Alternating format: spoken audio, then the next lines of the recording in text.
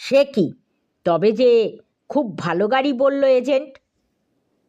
ওরকম বলে ওরা, বেচতে পারলেই তো ওদের কমিশন, মোটামুটি লাভ যাকে বলে। তাই নাকি? বেশ বড় গাড়ি তো পেয়েছেন। বিগ ফিয়াট নাকি বেবি ফিয়াট? ভদ্রলোক জানতে চান। না, তেমনটা নাকি বড় হবে না বলল লোকটা, তবে নেহাত ছোটও নয়, তা বলে মাঝামাঝি সাইজের বলছে এজেন্ট। কজন চাপবার লোক বাড়িতে আপনার?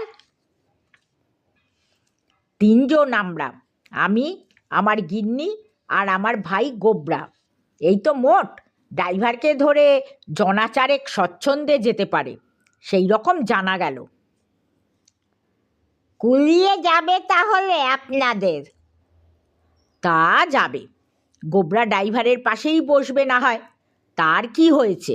আমরা কর্তাগিনি দুজনায় ভেতরে বসলাম, দুজনেই অবশ্যই আমরা একটু মোটার দিকে, তাহলেও মোটামুটি আমাদের চলে যাবে মনে হয়। মোটামুটি হন আর পাতলা পাতলি হন, আপনাদের চলে যাবে, বুঝলাম। তবে গাড়িটা যদি চলে তবেই না। কেন, গাড়ি কি চলবে না নাকি? কেন চলবে না? চালালেই চলবে, ঠেলে ঠুলে চালাতে হবে। ঠেলে ঠুলে চালালে কি না চলে বলুন? বাড়িতে আপনারা কজন আছেন বললেন? ড্রাইভারকে বাদ দিয়ে অবশ্যই, কারণ সে তো ধর্তব্যের বাইরে, কেননা সে তো স্টিয়ারিং ধরে বসে থাকবে কেবল। কজনা আছেন বললেন আপনারা?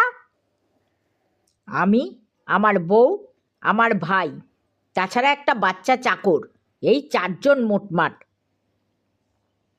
ভদ্রলোক মুক্ত কণ্ঠে বলে উঠলেন। 4 জনায় মিলে ঠেললে গাড়ি চলবে না আবার? বলেন কি? 4 জনায় চার্জ করলে বলে ঠেলে ঠুলে হাতিকেও চালিয়ে দেওয়া যায়? অবাক হন হর্ষবর্ধন। ঠেলে ঠুলে নিয়ে যেতে হবে গাড়ি? তার মানে ঠেলা গাড়ি নাকি মশাই? না না, তা কেন, মোটর গাড়ি। আর দম দিয়ে চালাবার মতো না হলেও একটু উদ্যম লাগবে বই কি। তবে ওই যা একটু ঠেলা আছে, ওই গোড়াতেই যা একটু ঠেলতে হবে।